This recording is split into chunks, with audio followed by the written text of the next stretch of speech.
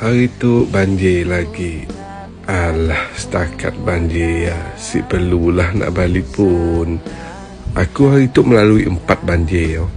Tadi banjir yang pertama, tu banjir yang kedua. Nasiblah kereta boleh lalu. Panjang juga lah banjir daripada hujung ke hujung.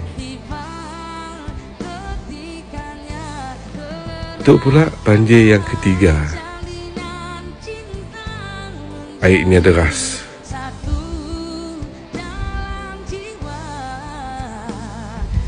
Dan tu banjir yang keempat.